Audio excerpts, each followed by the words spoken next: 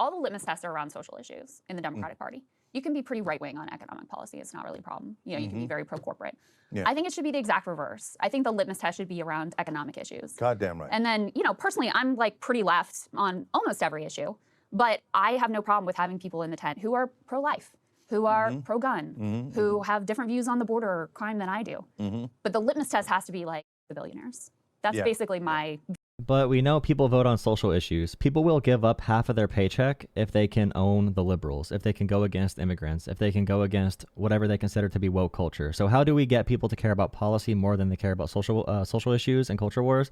Or how do we message better on social issues so that, you know, Republicans can't just run these dumb narratives about immigrants and trans people to win elections? But even on inflation, it's clear the American people were not doing a full economic analysis of Joe Biden's policies, or this election would not have been close at all. If you think we need a left wing with liberals and progressives who do not alienate voters through purity testing, please consider liking this video and subscribing to my channel. I believe we need more accessible messaging combined with sweeping policy that can truly transform this country and change this terrible political culture that we currently have. View of the party. Totally. So where I get frustrated in the conversation is when like the South Moultons of the world are instantly like, well, it's trans people. You know, it's like, well, you know, if your only assessment from this is to like throw trans people under the bus and you don't have, that's very convenient for the donor class. That's very convenient for the powers that be in the Democratic Party. That doesn't require anything of them.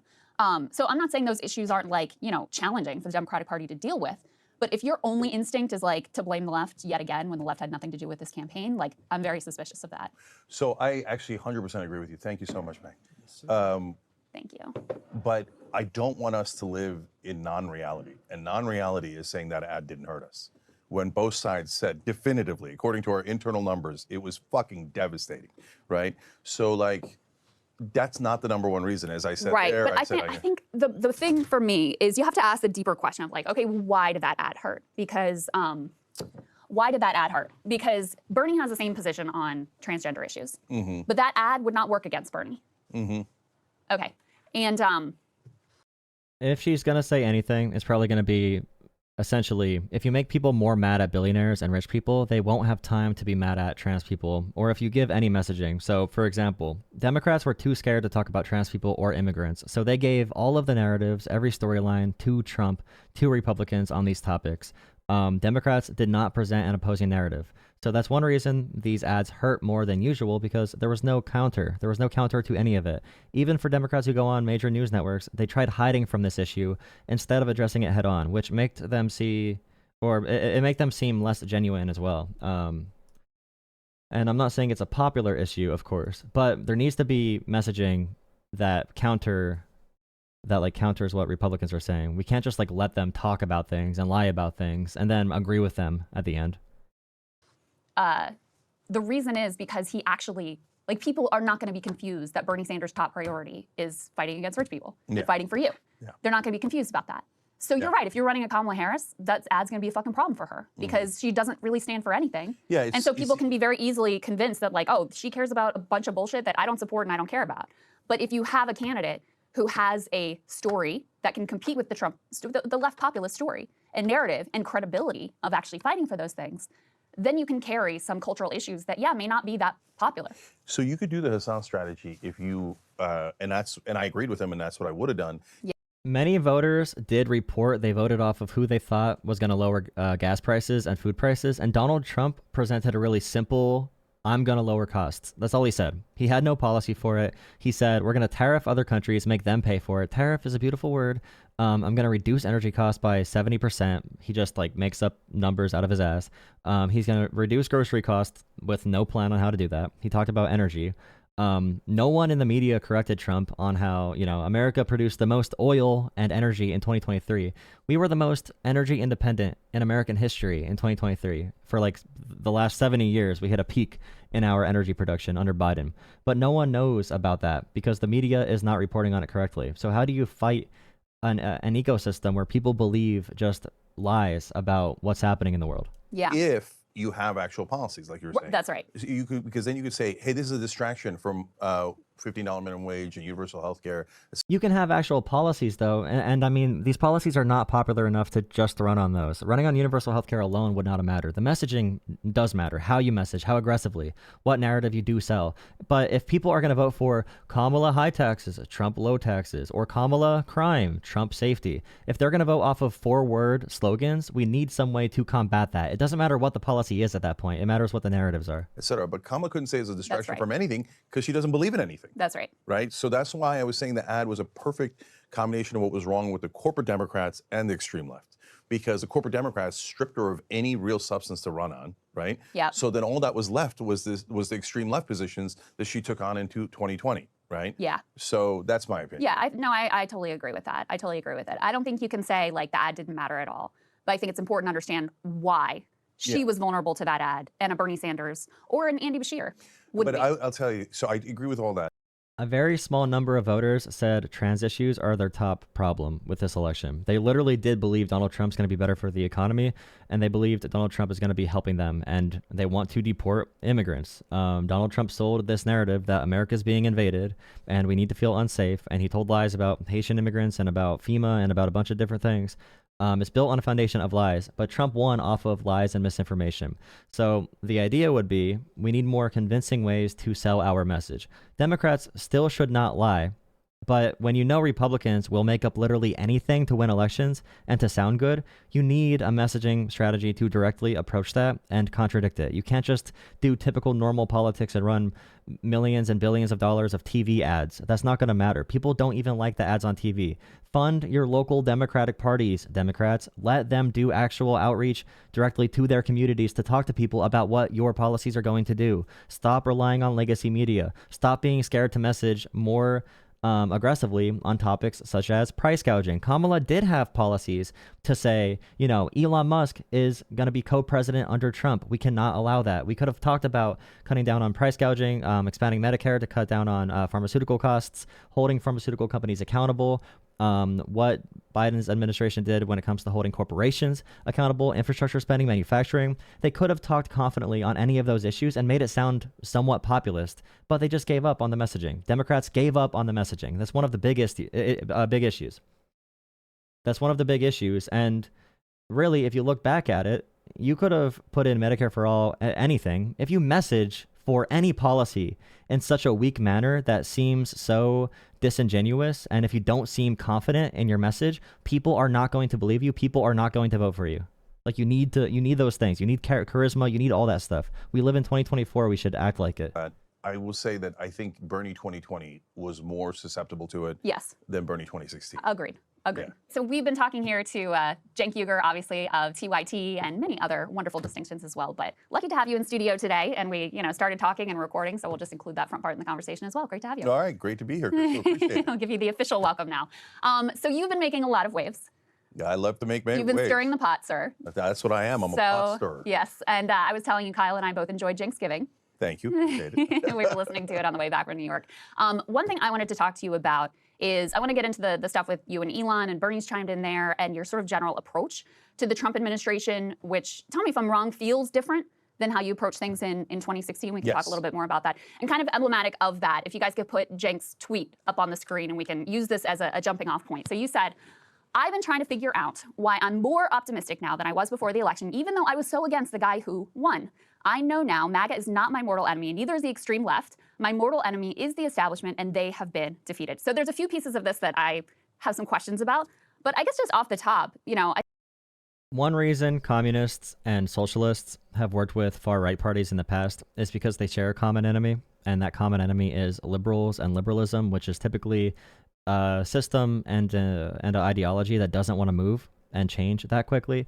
And when people want revolutionary or fast change, they'll come together if you're on the left or right, and you'll be happy if liberals lose. So here he's saying essentially, I'm happy the liberal establishment lost because now there's a chance for something new to be built in the ashes. But if you look at what's actually happening, every government organization that cracks down on corruption, like the Consumer Financial Protection Bureau, Elon Musk wants to get rid of that. We have the richest man in the world becoming shadow president, and all these Silicon Valley billionaires picking who's in the White House. all these scammers and financial fraudsters. So when we talk about the establishment being taken apart, I don't know what he's talking about, because there is still an establishment. There's still a deep state, or whatever words you want to use. And now it's more corrupt than ever before. I don't know why he thinks this is a win. Why does he think it's a win? It's not a win. It's not ever a win. It's never a win for communists or socialists when this happens. All throughout history, it's never a win for the left. I think you and I both think that Trump is a fascist. In fact, I think we both argue with our co-hosts about this rather memorably.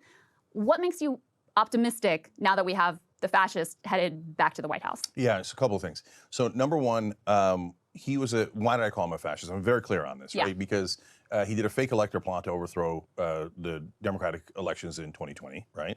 And he said to terminate the Constitution afterwards. A lot of right-wingers don't know that. Like when I read him that quote, they're like, no, really? And then they read it and they can't believe it, that's because he doesn't care about democracy, doesn't care about the Constitution, et cetera, right? So I have those same exact concerns. Those concerns have not left. But the one thing that happened in this election was that he won the popular vote. And I noticed right-wingers switching from, oh, we're not a democracy, we're a republic, right?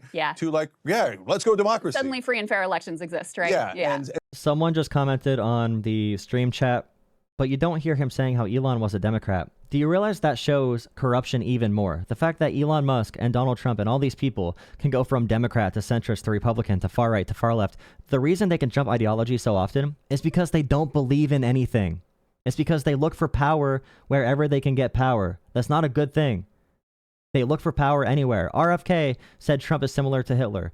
JD Vance said Trump is similar to Hitler within the past 5 to 10 years. They changed because they saw power vacuums they could fill. JD Vance thought he was going to be the answer to Trump. He thought Trump was going to lose, and JD Vance was going to be the new like white populist politics right-winger guy. So he wrote his book. He went on a press tour.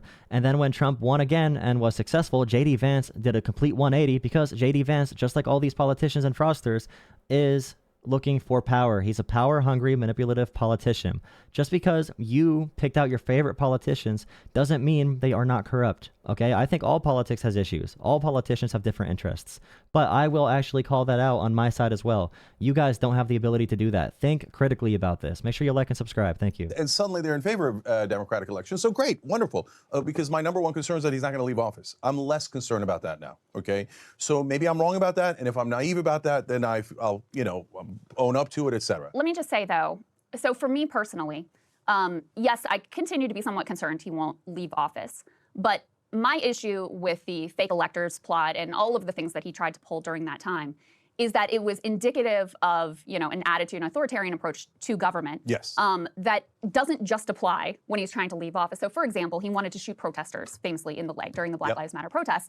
And he, at that time, had some, institutions around him. And I think it was Mark Milley in particular was like, you can't do that. Yeah. My fear Donald Trump this time is he doesn't have those people around him anymore. He also called John Kelly a 4-star general and gold star father. He called him a weak and pathetic man in the same sentence where he called China and Russia strong, and he applauded them for rolling over their people with an iron fist. Donald Trump loves the concept of rolling over people with an iron fist. Donald Trump often talks about how he wishes everyone was forced to stand and clap when he enters a room. Donald Trump has ambitions to have ultimate power. He's always spoken like that, and he acts like that as well. The idea that Trump will try to overturn an election he clearly lost in 2020, the idea he can do that and also have zero thoughts about trying to stay in because of term limits. Do you think term limits are going to stop Donald Trump? Trump has already told us we should have suspended the Constitution. Trump literally said word for word, we should suspend the Constitution so that he could take control of our elections and try to overturn it.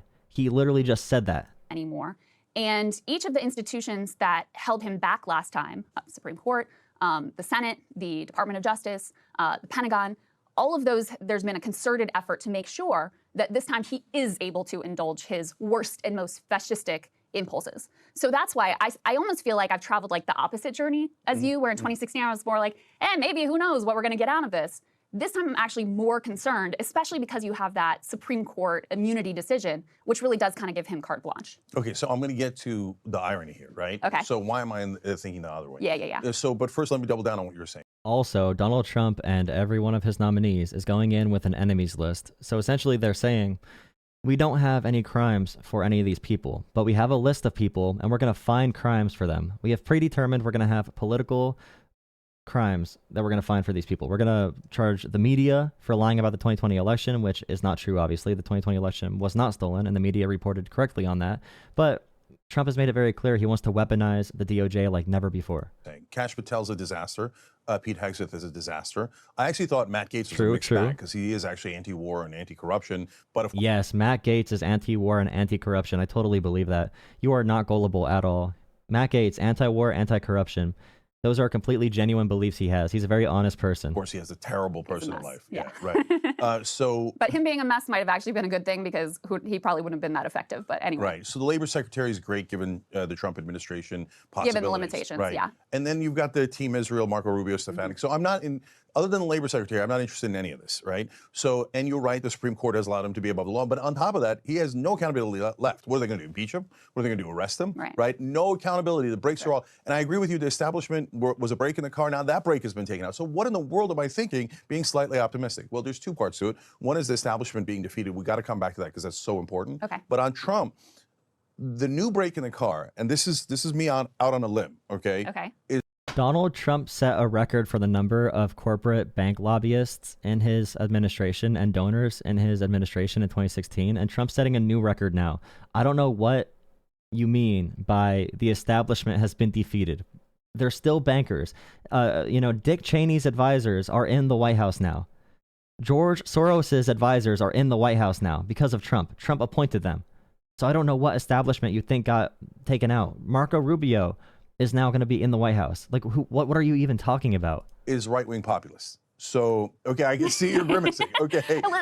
Listen, I am, the show I do, right? And I love soccer. And, but I am also very skeptical that that movement has significant sway or influence with Trump. Go ahead, make your case. Okay, so I think that's wrong. So, number one, there's a different MAGA base than in 2016. The 2016 MAGA base was Trump is demigod. Whatever Trump says is by definition brought down to us from the heavens and will never be, challenged. So I had no interest in that base, right? And it was filled with old school Republicans, some establishment guys, but not that many. But still, they were hanging in there. Then they had the religious guys who were like, "Yeah, let's go kill everyone in the Middle East so Jesus can come back and stuff." Like Mike Huckabee. Yeah, but those guys have lost a lot of power within that base. Trump, okay, within the populist base. What percentage of Trump's base actually cares about those things? Because with Trump voters I know and interact with and on the internet, they care more about owning liberals. As long as Donald Trump cracks down on trans people, immigrants, and liberals, it seems like his base is going to be pretty happy. I would be concerned with Trump losing the voters who voted for him off of misinformation and disinformation on Election Day. The people who Googled what is a tariff after Election Day. Those are the people that'll hold Trump accountable. I don't know what he's talking about. Again, like this is a manufactured reality. So now within the where this is somehow a beneficial thing for the left. Like Mike Huckabee. Yeah, but those guys have lost a lot of power within that base. So now within the right-wing base, Pete Hegseth. Sorry, I'll let you finish. But Pete Hegseth, Mike Huckabee, like these I know. Mike Waltz. But Krystal, Huckabee is Team Miriam, right? So she's the one. He's Team End Times. Okay, yeah, I know. So Miriam Adelson got Marco Rubio, Stefanik, Huckabee, and Walz in. Yeah. Those are all neocons, war hawks. Hegseth too. Yeah, and Hegseth with kill all the Muslims. I mean, I'm not unclear about that. Yeah. And I know that in a lot of ways I'm in the crosshairs, right? But don't discount the bros, okay? So the bros have brought in a huge new part of his base. And don't discount the moderates that are so sick of the Democratic Party that they flipped over moderates independents to Trump. And they're not looking to deport every human being in America that is. Okay, that's a good point. The moderates, like I said, the moderates might move. But the other guys, the boys or whatever he just said, Joe Rogan and his viewers were okay with Donald Trump sitting on there for 3 hours and lying the entire time. Donald Trump could not answer a direct question about his own personal experience. Joe Rogan had to ask Donald Trump like 10 times. So how did it feel to be the most powerful person in the world? And Trump kept on repeating over and over again about the interior design of the White House. It's like Trump has no internal introspection or ability to think or even experience human emotions. They were okay with that. They were okay with the lying about FEMA, lying about Springfield, Ohio. They justify literally everything because the media, the right-wing media, has marching orders, and they will agree with anything and create an environment where everything Trump says is more sane than it actually is. And CNN helps. MSNBC, NBC, Fox News, they help make Trump seem more sane. The only channel that is actually against Donald Trump on like TV is probably MSNBC. There's some shows on MSNBC that truly go against Trump on the merits, but CNN both sides everything, bro. They both sides everything. Isn't, you know, evangelical Christian. They're not looking, the bros don't even agree on abortion with the Republican Party, right? So like when you talk about Joe Rogan and Portnoy and all those guys, we have our disagreements with them. Someone in chat said, no one can make anyone look sane. Of course you can. They're the media. People are hearing this information from the media and from 6-second clips. You can objectively make someone seem more sane. You can just choose to not cover certain things. And if you choose to cover everything bad about one candidate, but nothing bad about the other candidate, you're making them look more sane. If you're going to say Donald Trump lying about Haitian immigrants in Springfield, Ohio, eating cats and dogs, and lying about FEMA being on the ground after the Georgia governor said that Biden's been awesome and the federal government's been awesome with helping after the hurricanes, if Trump's going to lie about those things so blatantly, if he's going to lie about that, how do you even compare that to what Kamala talks about? And the media was both sidesing it the entire time. Kamala needs to be more specific on her policies. She's not saying enough policy specifics. Meanwhile, Donald Trump just gets on stage and he's like, low costs. I'm going to do tariffs. I'm just going to do it, dude. Trump just said, I'm just going to do it. I can't tell you how, but I'm going to do it. Meanwhile, Kamala had to be more specific when she's the only one at the debate that brought up actual policies, which is one reason why Donald Trump had to run and why Donald Trump was afraid to debate her again. Trump was afraid to debate Kamala a second time. Trump ran from Kamala. No question, right? Yeah. But those guys are breaking the car. If let's say they do what one of Trump's potential picks was threatening to do. And I know you guys agree that people who control the media and control conversations can influence what the public thinks. I know you agree with that. And the fact Donald Trump ran away from Kamala because he knew a second debate would have tanked him after the first one went so bad is a clear, it's very clear Donald Trump knew he could not do that. He could not go on CNN or MSNBC. Kamala went on Fox News and got attacked for it. Trump benefited from participation medals on podcasts. Wow, he talked for 3 hours, dude. 3 hours. Who else? No other humans can talk for 3 hours except our Lord Emperor, our God Emperor. And he got participation points. He did not do one adversarial interview. And he talks to Kamala once in person, and Kamala dominates him. Which is deport and denaturalize and arrest Mehdi Hasan, right? That's a specific threat that one of the potential appointees had, right? Who said that? I think Mike Davis. Okay. So he was being considered for attorney general. And so, by the way, good news. Well, yeah, Trump can't get destroyed on Fox or CNN because on Fox they call him, they literally call him a savior from God. On Fox. And also, Donald Trump runs from everything, so he can't look bad. How can Trump look bad if he just runs from all the interviews? He's hiding. He ran, of course. Trump took the easy way out. He had other people. He had J.D. Vance do all the interviews for him because Trump couldn't do it. News, he didn't pick him, but Kash Patel says things like that. Hexa says things like that. I think if they go to do that, and this is where people can, you got me on tape, you'll say, ha ha, Cenk was so naive. That's when I think the Rogans of the world will come out and go, what are you doing? Really? I thought we were against cancel culture. I thought we were for freedom. You don't agree with Mehdi Hasan's position on Israel, so we're going to denaturalize him, a thing that doesn't even exist? No. Joe Rogan is being convinced every day that Ukraine is the greatest enemy to mankind of human history, and that Ukraine is the most corrupt place ever to ever exist. And Joe Rogan is being convinced by literal Russian propagandists every single day to be pro-Russia and pro-Putin and pro-Saudi Arabia and anti-liberal democracies and anti-sovereign nations and anti-Ukraine. Joe Rogan has not condemned Russia once, not once, for invading Ukraine. And you think Joe Rogan is going to actually care about hypocrisy on cancel culture? Do you think Joe Rogan's really going to care? No, I think they're going to say no. Okay. And here's the absolute litmus test. Okay. On Israel. So Team Israel, Team Miriam will drive him towards war. Today, Donald Trump said that he's going in that direction. Yeah. He said that there's going to be hell to pay for the Palestinians and for the entire Middle East if the hostages aren't returned.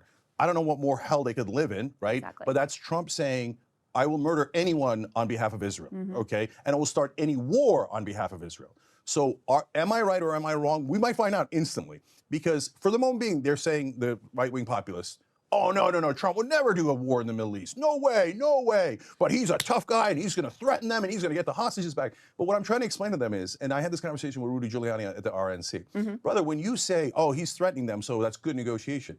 But what if somebody calls his bluff? And in the case of the Palestinians, they don't have a choice. Because what Trump is saying is in order to get the hostages back, Israel wants to ethnically cleanse and take half of Gaza. No Palestinian will ever agree to that, right? So Trump is threatening a giant war in the Middle East. If he does it, we're gonna find out if I'm right or wrong. Because at that point, I think the right-wing populists and the bros go. There is some evidence with Trump and Iran, but not really with Palestine. I don't think enough Americans are sympathetic to Palestinians to care that much, honestly. It's really hard to say. If Trump starts an all-out war because he talked about Iran and going after them if they say something mean about him, then that can be held against him. But I really don't know. When it comes to Palestinians, I wish more Americans cared, but it doesn't seem to be the case. Not in the polling and also not in the way they voted. Yeah. No, brother, I didn't elect you to be a worse neocon than Biden. Fair enough, and we'll see. But I'll tell you why I'm very skeptical, because we already knew Trump's record from his first term. Like, he was not anti-war, and he was extremely hawkish towards Iran. 100%. If you're watching on YouTube as a clip, please drop a like and subscribe. And also, if you're watching live on YouTube right now, please drop a like and subscribe. We do have 400 viewers and only 6 likes because everyone in the comments is very angry. But his base is anti-war. He was very, pro-Israel. And so this was already out there. Trump's base is anti-war? Okay, sure. Sure, bro. We'll see about that. Right. And you still had people like RFK Jr. and Tulsi Gabbard who were claiming he was anti-war, even though they had said, both of them, totally contradictory things previously. And also claiming that he's anti-censorship and pro-free speech. I mean, to me, that's just utterly preposterous. This is someone who wants to tighten the libel laws, who wants to criminalize flag burning. The Republican Party has launched a wave of bills across the country to crack down protests, et cetera. He wants to take away the media license for anyone who disagrees with him on TV. And so even in spite of all of that, they still continue to hold him out as some, beacon of free speech and beacon of anti-war dovishness.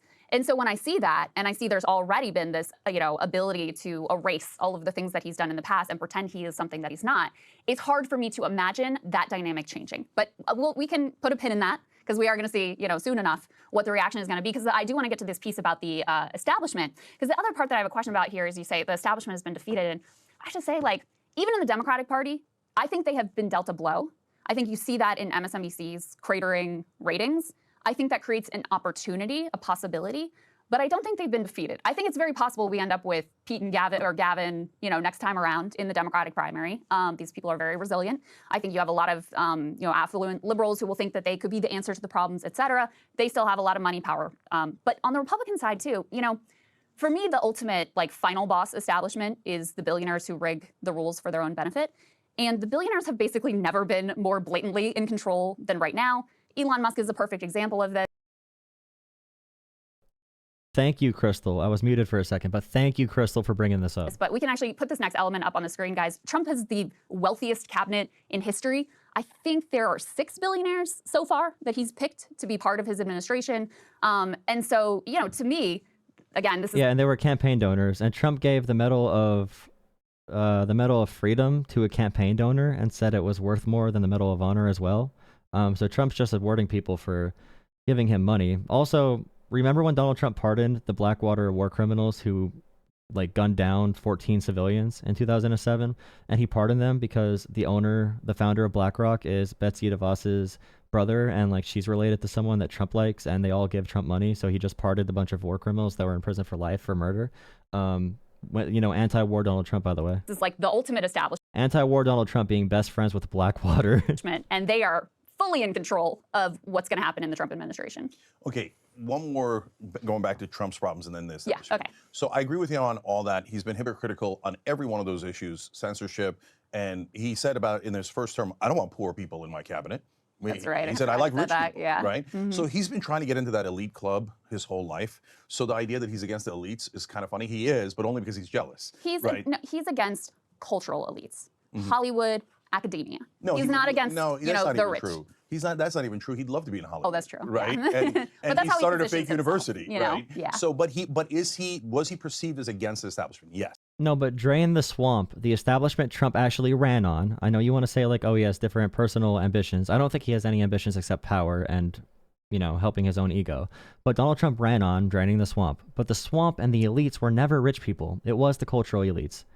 Trump was always mad at the cultural elites. He's mad at the liberals. He's mad at immigrants. He's mad at people who are talking about social justice and racial justice. This election was the own the liberals election. Donald Trump was the response to the Obama years, 100%. It's like it's so disconnected from economics. It hurts. It really is about culture and vibes. Yes, right? Yeah. So that's when is the establishment annihilated? No, of course not. Are they going to make a comeback? Of course. The empire is going to strike back in 2028. Yeah. But the empire struck back so many times. It struck back. What do you mean comeback? What do you mean comeback? The Democrats gained seats in the House, and they're all happy. Like, the people running for chair of the Democratic Party, they're the same people. Nothing is changing in the party. You have to realize that. Like, the Democrats are not changing as a result of losing this election. It's up to us to help them or to make them change and become more pragmatic and focused. But there's so much there. Like, it's hard to control an entire political party and to make it function good. And the leadership that we're looking at is not very promising, in my opinion. I haven't looked into all the candidates for chair of the DNC, but who I have seen is not very impressive. Back in 2016, 2020, 2024, and so maybe 2028. And do you think all these rich people care that Trump won? Do you think they really care? Like, if you're a really rich campaign donor for Democrats, you're probably upset, but you're not going to be affected by the worst policies, most likely. Like, it's not really life or death for these people. It's their jobs. It's what they like to do.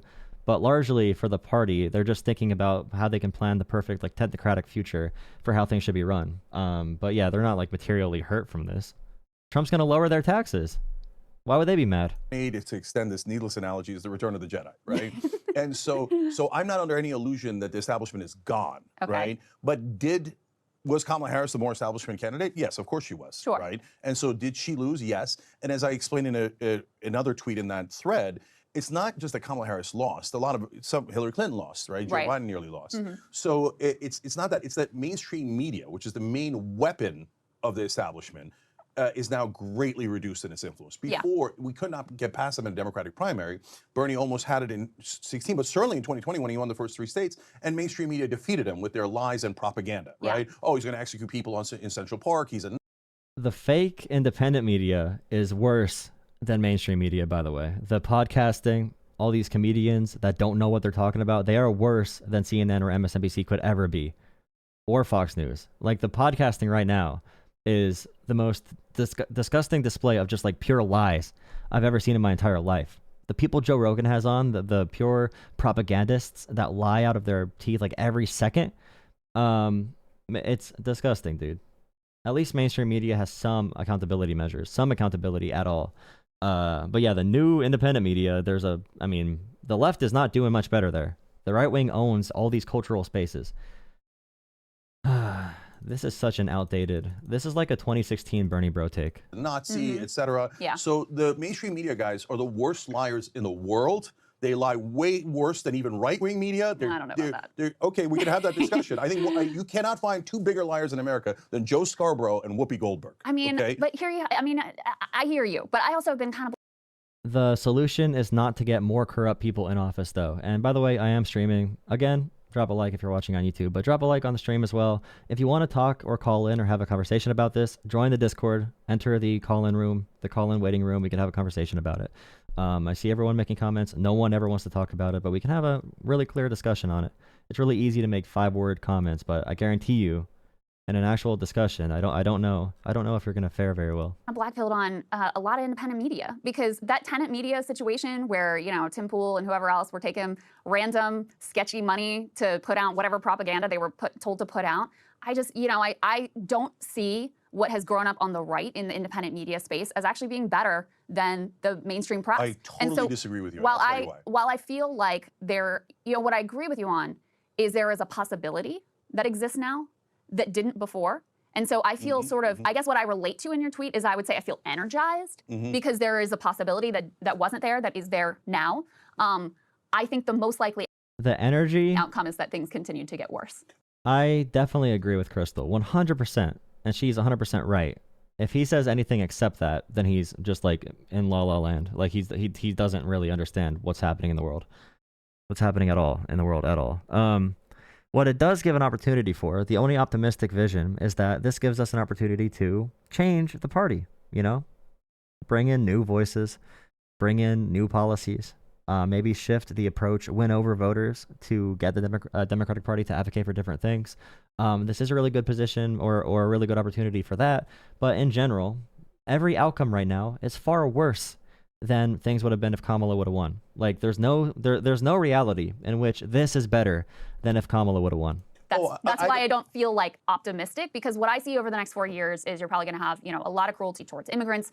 You're likely to have, another inflationary spiral if he does, half of the tariffs he's talking about. You could very easily have more chaos in the Middle East. We're already seeing it. More brutality in the Middle East. That's almost certainly going to happen. You could have some like giant crypto bubble as possible, avian flu. Like there's all kinds of things that I think could be horrible and brutal over the next 4 years. And I can't look at that. I would love to feel optimistic that, there's going to be a light at the end of the rainbow. And like I said, I do feel energized, but optimistic is just not, I would love to be there, but I bet we're going to have a really big credit bubble from entertainment spending. We're spending all-time highs in Black Friday, on concerts, on sports, on gambling. There's going to be a really big bubble of high-interest debt from people just wasting money on really bad things and vices and alcohol and all that kind of stuff. So if there is a recession, DoorDash also is at all-time highs. There probably is going to be some type of credit bubble due to just gambling alone, I'd probably say. There's so many things Americans are spending exuberant amounts of money on. But I'm not. So let me agree and disagree in part. Okay. So first of all, I agree with your facts. So when we're talking about online media, are the Russians involved? Are there fracking billionaires that are financing shows? Yeah. Billionaire X and Billionaire Y, and do some of those shows totally serve those interests? Yeah. Yes. And they're reading the ads themselves. Yeah. So there's not even like, the appearance of an arm's length distance from the advertisers and the money. I get all that and I grant all that. Okay, so why then, given those facts, am I more optimistic about online media than mainstream media? Because mainstream media is a prison. And it's a prison in the past you could not break out of. There's guardrails. You are not allowed to say things outside those guardrails. Mm-hmm. You cannot talk about how the donors obviously control all the politicians. Obviously. You cannot talk about how Israel obviously controls Washington and Washington's occupied territory. It's so obvious. But if you say you're fired, you're fired, you're fired. I hate that prison. I despise that prison of lies that is establishment media, okay? I think there is potential because with any big group or established media or median, or like any person that's in media and in general, any journalist or any empire of what is considered to be valid information, there is a chance for things to change, but it can also get way worse on the internet. It's true you can say anything, but that's also going to have repercussions because that anything includes It includes the pure Russian propaganda on Joe Rogan's show, which I can go on Joe Rogan's podcast for 4 hours and correct literally everything, fact check it. But that takes too long, and people are not going to listen to my version. Obviously not, the people that need to. So, I mean, I don't like mainstream media. They covered this election terribly. I don't like a lot of independent media, and it's fake independent media. It's fake. My big issue is, even if there is a new media structure, the corporations are probably going to come buy up space in this new independent media, which they're already doing. They're already moving to YouTube and a bunch of other different podcasts and shows that are more like quote unquote modern. And I'm probably going to be mad at the voices who rise to the top about progressivism now. The progressives that rise to the top of the new media are probably going to, I don't know, if it's him, things are not going to look So very now in good. online media, you got the Russians, you got this, you got wild and woolly, crazy stuff, you got people I disagree with on the extreme left, on the extreme right. It's a mess in online media, and I love it, okay? That's the jungle, but Krystal, that's our jungle, okay? The recession isn't from the people. I mean, yeah, I blame financial industries, but to be fair, taking out those loans and piling up credit cards and spending money on gambling and sports and everything, that is actions that a bunch of people are independently making and wasting money on that scale to DoorDash as well, delivery, not shopping smart whatsoever, just wasting all that income on things that are not necessities and over consuming and causing so much waste that can be driven by society and cultural factors. It's not all just economic policy. There is some personal responsibility. Man, imagine if Republicans still cared about personal responsibility. And I bro. love it.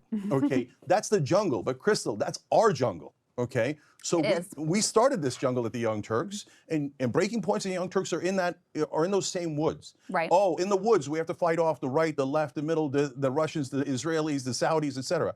Yeah, that's the woods, baby. Right. But we were born in those woods. I mean, I that's freedom. freedom. I hear you, Cenk. I've seen too much. I mean, you know what the incentives are. Like, whenever someone sounds like they're doing spoken word, we were born in these woods, like whenever they're doing spoken word, their opinion is being led by emotions and not much logic. The incentives are to feed the algorithm. The incentives are to feed your audience whatever they want to hear. The incentives are to be, ever more in your own bubble.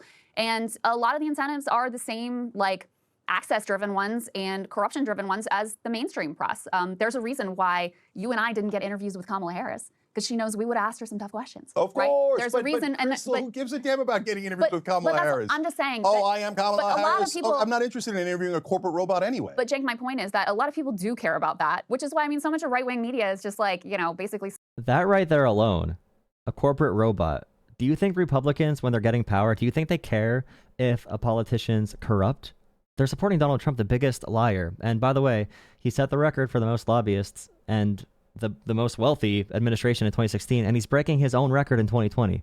Do you think Republicans would ever call Donald Trump right now a corporate robot when they need to get power? Like, no, conservatives will grab that power. And this is why left media, even online, is not going to help. Because you need to understand where the power currently is and what is your best chance to seize upon that and to benefit from it and to actually orchestrate political power and organize in a way that helps people. And he just admitted it right there, like, oh, she's a corporate robot. The purity politics is not going to work. You have to understand, politics is about power. It's a power game. There's not going to be aspects you like. Every politician in the world is going to have aspects you don't like. You got to be able to deal with that and work in that world and in that environment. Sucking off Trump and whatever he says and towing the line because they want to maintain that access. They want to maintain, you know, their funding and their money, and they want to feed their audience whatever they want to be fed. And so again, there's a possibility here, and I don't want to quash that. I think it's really important, and it excites me. In the same respect, like, I'm clear-eyed about what a cesspool a lot of independent media, frankly, is at this point.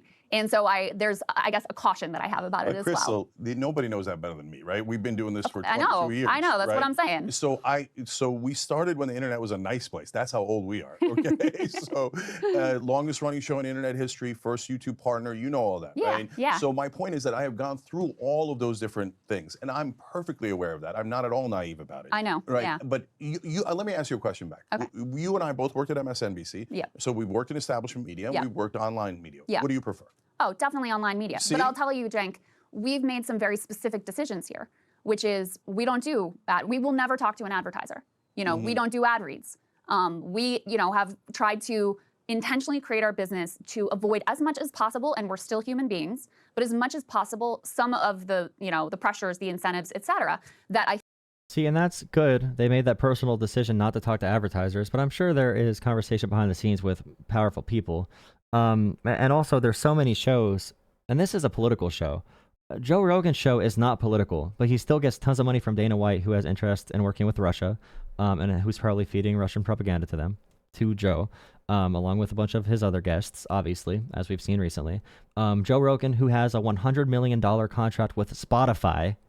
Like, there's still going to be people taking corporate contracts. It's going to be new corporate media in a different setting. It's like cosplay.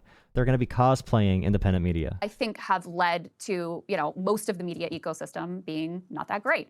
And I think, you know, that's, you know, I know you guys have made some of those choices in your own ways, not exactly the same ones that we have. But most people, like, the money's green, and, you know, they want me to read this ad for, like, the bald coddlers or whatever it is, and I'm going to do it, and I'm not going to look into that product, and if later down the road there's some problem with the product. I love how Krystal's talking like Kyle Kalinske now. I mean, they're married, but she's using the same terms. I'm not going to cover it because then I'm going to have a problem with my funders. Like, I think because we've made some specific decisions here, it has given us a lot of freedom. But I don't necessarily see those same incentives, you know, playing out across all of independent media, which has created, as much as I would love for us to be the model for everyone, that's not the reality of most of what exists out there. Yeah, but so, Krystal, I agree with you on all of that. Again, stipulate to all the facts, right? But at least we've got a fighter's chance in online media. Yeah. And what has our perseverance shown, TYT as a network, right? Yeah. It's shown that when you buck all the tides and you don't take the obvious money, you don't serve those corporate interests, and you get attacked by every side imaginable, right? Establishment, right wing, left wing, everyone has attacked us. Yeah. And yet we're still the largest. So now that's not just to brag or anything. There's a real point in there, which is, yes, but the audience values the truth. And if you're not supporting candidates who can win competitive districts and get real power, or if you're not going to support some party's candidate, I don't know, like, if you're not going to orchestrate this in a real way, it's hard to say. I know they were involved with Justice Democrats and like AOC and a couple of those politicians, but those politicians won in like plus 50 blue districts. We're not talking about areas that are like plus 50 blue. We need to win competitive races and competitive places and swing districts. And I don't know, is there an example of someone winning in a district based on their online media presence and based on their populism? I know like Katie Porter is in California. She's in a swing district. She doesn't use populism, but she talks about the power of the rich. She uses some populist rhetoric, but I don't know an example. Like, you would think if they're the biggest channel, TYT, they should have more than just a slight endorsement of like AOC. And it was still great. That's still a great thing. But I mean, they should have been, if they have that much money and power and reach, you would just expect there's more results after what, 10, 15 years?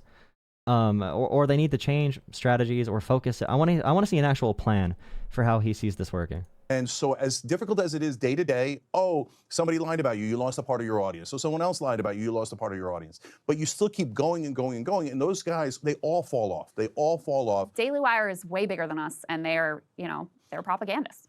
Yeah, but Daily Wire has gotten an enormous amount of money from corporate interests. Yeah, right? I know. So, but Krystal, that's in the short run. No, that's in the short run. I mean, that's just, Krystal, that's just like new person. Establishment media.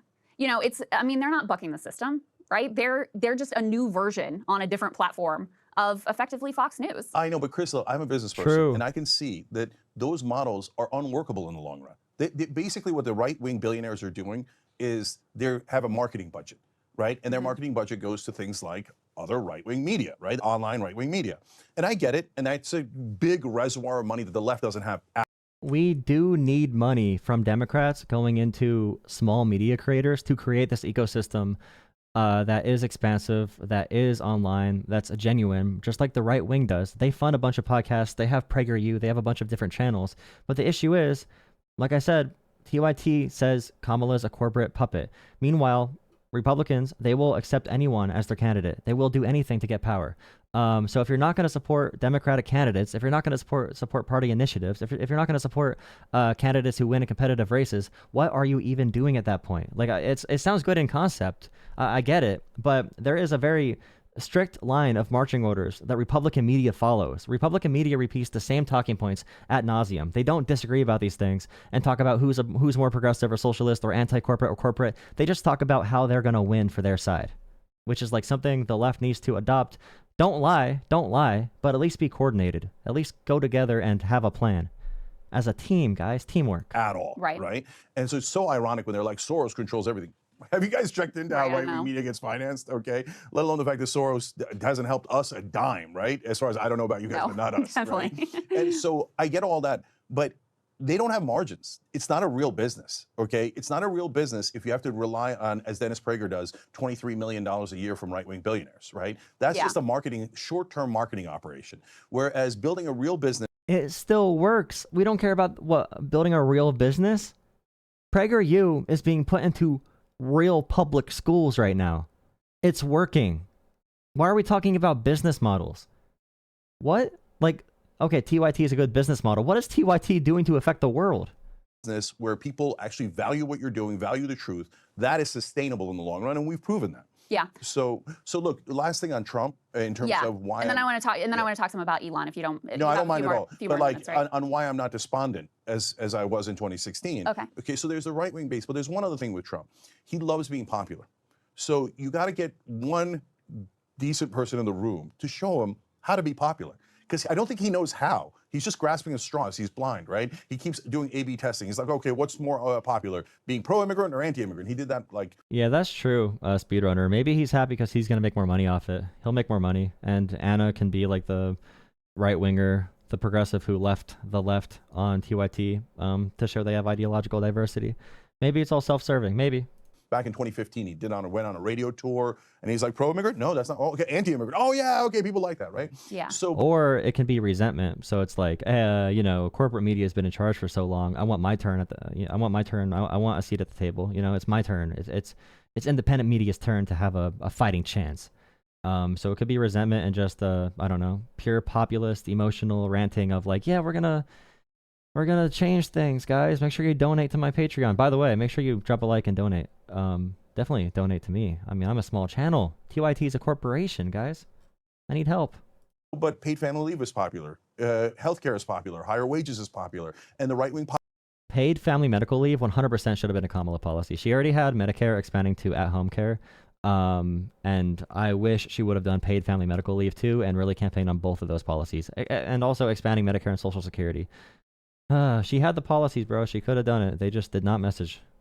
Populists like all that. Anti-war, anti-corruption. Those are all popular, and the right-wing populists agree with the left-wing populists. So there is an area of possible agreement there that could get something done that the establishment would never do. The establishment would never be anti-war. They would never be anti-corruption. They would be never anything positive. So, like, we've broken out of that prison, and that prison was the worst place in the world. Which right-wing, and leave this in the comments of this video if you watched to this point, which part of the right-wing is truly anti-war to a level where they will care if Donald Trump causes conflict?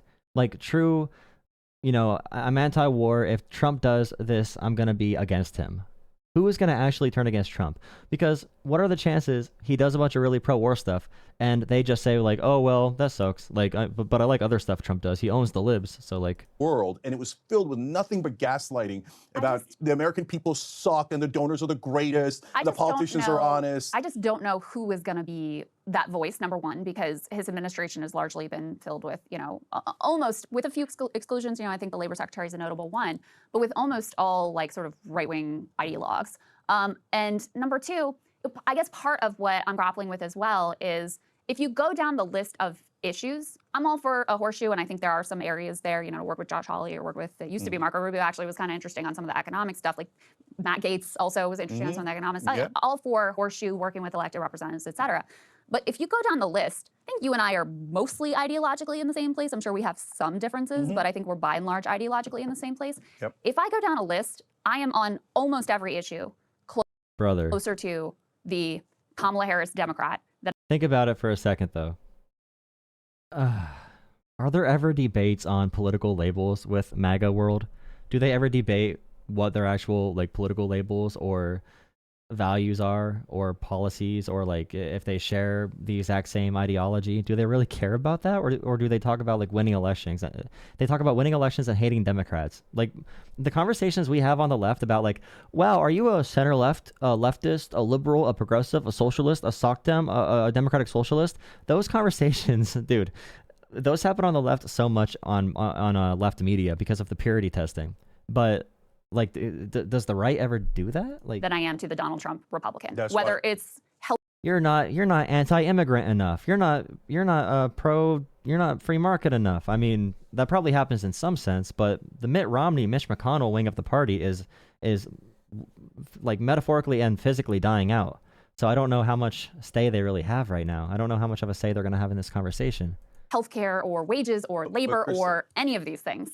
And so that's what's kind of, that's what's a little bit like dissonant for me is, you know, if we're caring about the policy outcomes, I think I'm much more likely to get improvement, not the things we would want, like Medicare for all, but much more likely to get improvement on the policy outcomes that I would want to see from a Kamala Harris. So react to that, but also like, Trump's policy outcomes are own liberals. That's all you got to hear, bro. Own liberals. Are you saying that you're actively happy that Trump beat her at this point? No, but okay.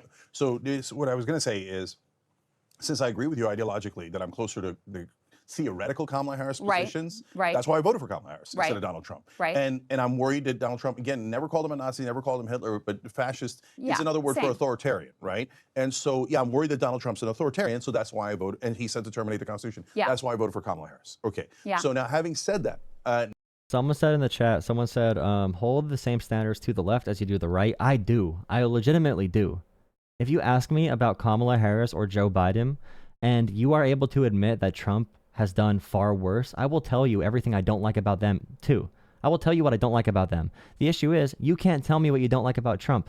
If you can come on a call and tell me what you actually don't like about Trump, real criticisms of real things Trump has done, then I can tell you everything I don't like about what the Democratic Party does. I'm a more, you know, I don't like the establishment or whatever. I don't like money in politics. I don't even care about the word establishment. It doesn't mean anything. I don't like money in politics. I don't like that politics are dictated by private industries.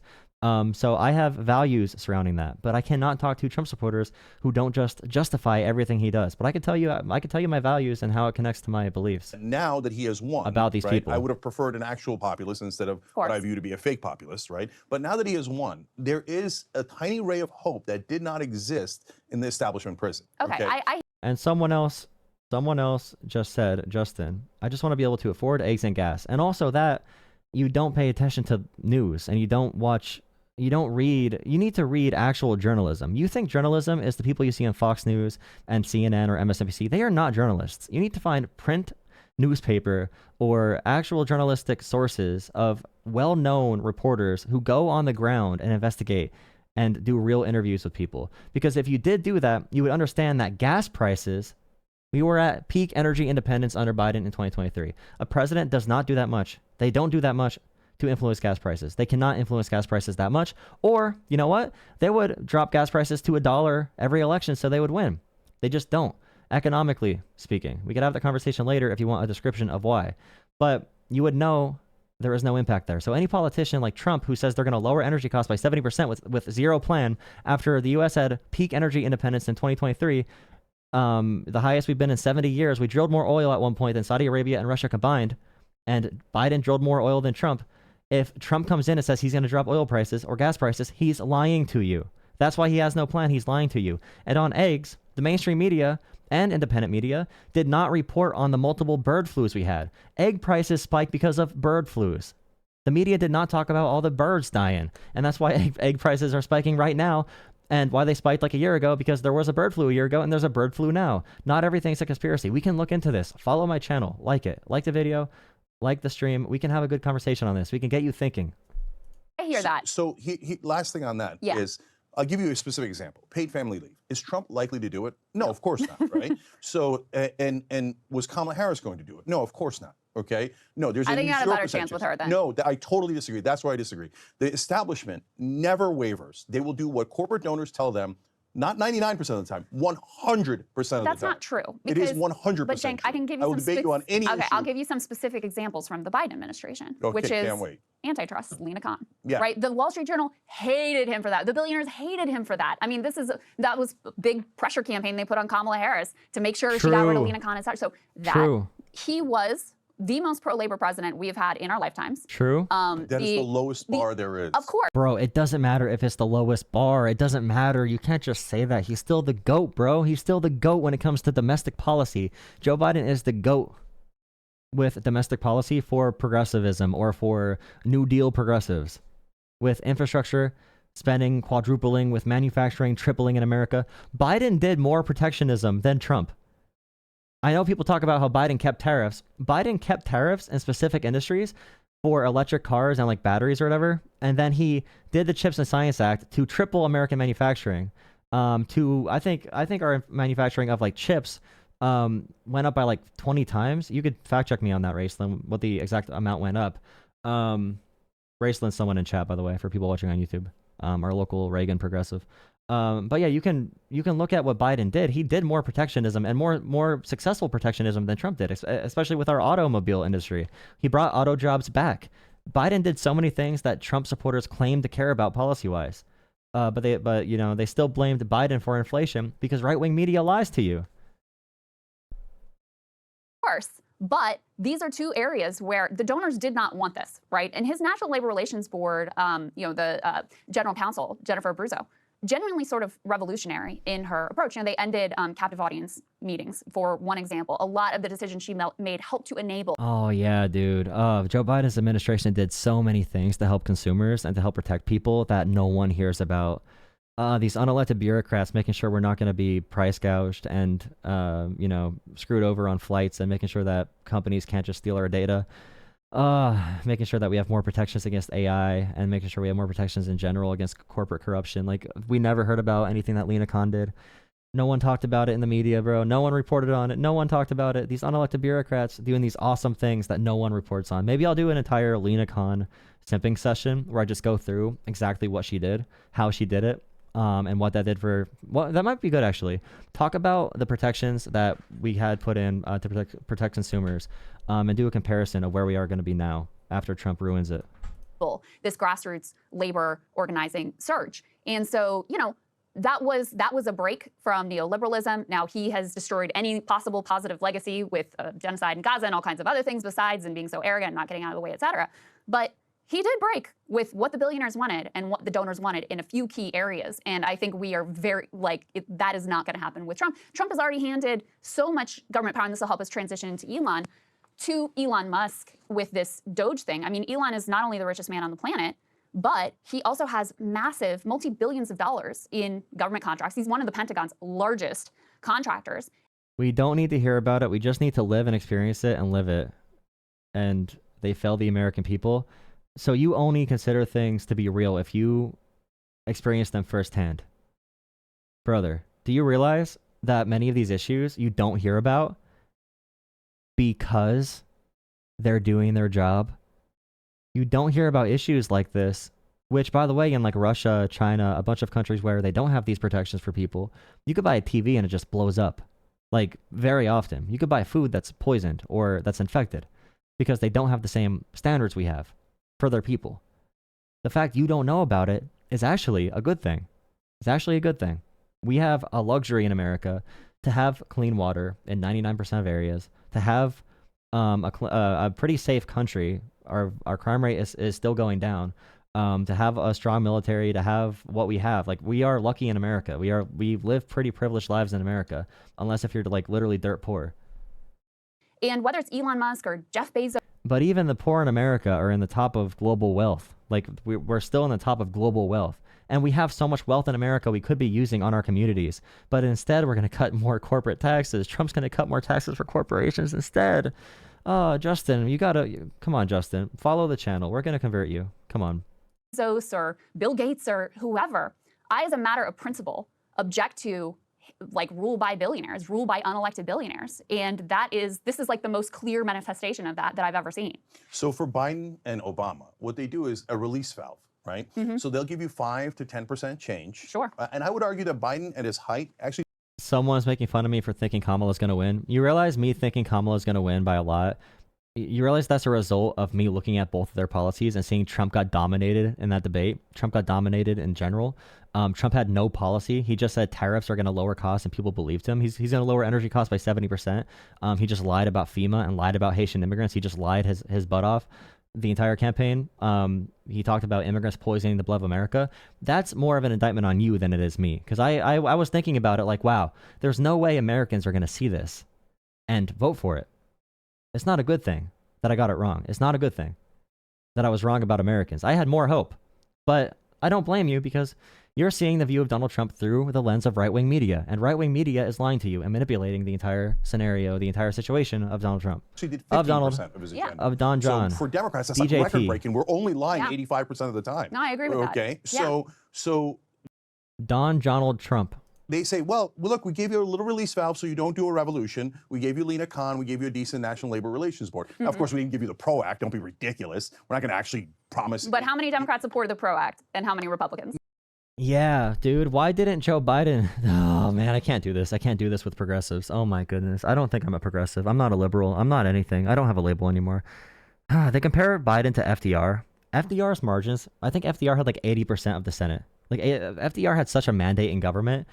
The things Joe Biden was able to get passed with a 50-50 Senate and like a 50-50 entire government is crazy. The idea that Joe Biden was able to do this is wild. And they're blaming Joe Biden on the PRO Act not getting passed. What were they supposed to, like? No, but that's my point. That's my point. Krystal, those Democrats are liars. They don't actually support the PRO Act. They don't actually support any of those policy positions. Giant, enormous liars. So you saw that. Yes, we need media. Independent media. This is how the right wing won. They had media that hated their party. They called Trump and every Republican a liar. That's what we... But I guess he is using the same strategy. He wants to say the rhino. Republicans in name only, but 4 Democrats. But the issue is, the left version of that doesn't work. Like, it just doesn't work. Unless if we find a cult leader to run the party, which I don't think we're going to find. And I don't want that either. Make sure you drop a like on the stream, hit subscribe. Thank you all for joining. On $15 minimum wage. Oh. I might post this on my channel in 2 parts, since it'll be such a long video. I don't know how I feel about... I don't know if I like posting like an 1.5 hour long video to my channel. I don't know how many people will actually want to watch that all together. I'll have to think about it. Oh, we're for $15 minimum wage. And Joe Biden's like, get it out of the goddamn bill, right? He said it in the first interview in the Super Bowl. He said, oh. He said get it out of the bill because it was a political loss. They weren't going to vote for the bill. He had to get it out of the bill because the entire bill would have failed.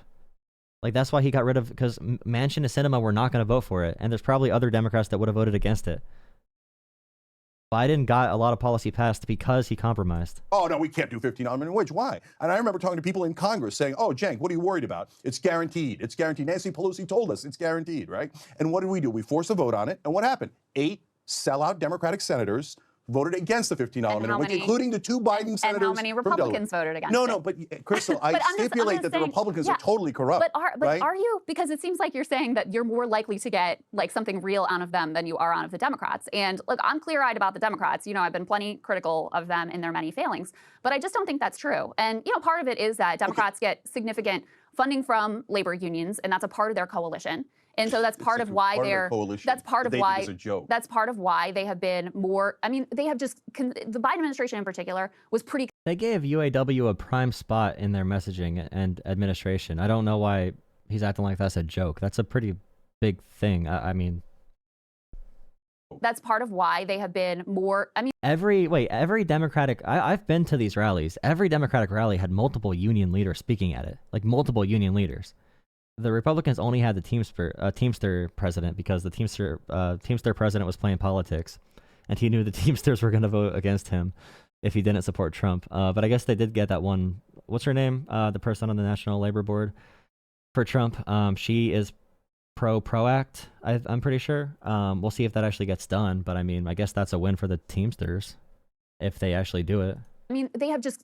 Maybe O'Brien knew the whole time. That's the Teamsters president. Maybe he knew the whole time. He knew the entire time. Trump's secretly pro-union. The Biden administration in particular was pretty consistently pro-labor. And I think they deserve, some credit for that.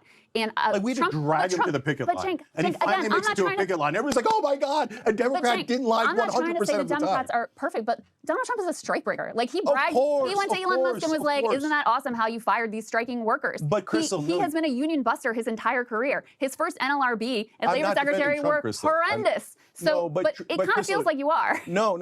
Look, let's be super clear about it. Right? Yeah. So if you say to me, establishment Republicans suck, I agree 200%. But the Republican populist base that elected Trump did a revolution against Mitch McConnell. Did a revolution against that establishment. Because he was anti-Trump, not because of his corporate whatever. Trump has the biggest. There is the truth behind his messaging. So he wants a revolution in the Democratic Party, a revolution that changes the party, flips it on its head, and makes progressives in charge. And by the way, that will not happen. It will never happen.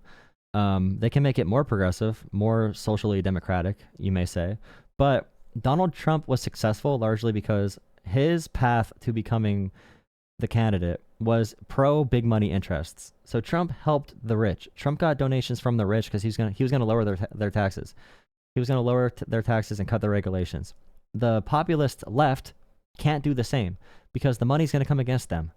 The left wants to raise taxes on the powerful in society and the rich and fundamentally change how society works with money in politics. They want to take money out of politics, the Bernie Sanders left.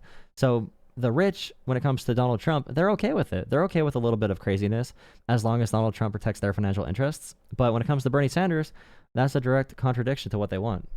Okay, tax cut but nevertheless, the establishment Republicans are defeated and humiliated, and I love it. Okay, I don't think they are, Cenk. Marco Rubio is Secretary of State. But let's see what happens with the right-wing base. Oh, he's humiliated, bro. Republicans are so sad that they have a Republican president who's going to cut Dude, Republicans are so defeated. Republicans are so sad that they have a president who wants to eliminate every government program. The lifelong Republican dream to eliminate the Department of Education, to eliminate the EPA, to eliminate every federal program except the ones that hold companies accountable. That lifelong dream is being done by Trump. Republicans are so upset, dude. The billionaires who are paying Donald Trump to give them tax cuts and to give them regulation cuts and to not hold them accountable for their corruption. Those people are so upset he won. They are crying right now. They're crying on their super yacht and on their new super yacht they're going to buy based off of the cryptocurrency scheme that Trump does next. When he goes to start that war, we're going to find out. Yeah. So no, here, I'll give you 2 specific examples. Okay. Number 1, on paid family leave, neither one of them is likely to do it. And no, I'm not thinking that everything is rainbows and sunshine and oh my God, Trump's going to be amazing. No, he is more likely to do what he has done in the past. And what he has done in the past is bad to terrible, okay? Correct. Yes. So I've got that at about 75%. Everyone else has it at 99 or 100% that is on our side, right? And I think that that is wrong. I think there's a 25% chance that that right-wing base and his desire for popularity makes a difference. I think with corporate Democrats, you would have never, ever gotten paid family leave, even though it polls at 84%. They're enormous liars. All they have to do is introduce it and it passes, right? So the fact that they know that they can...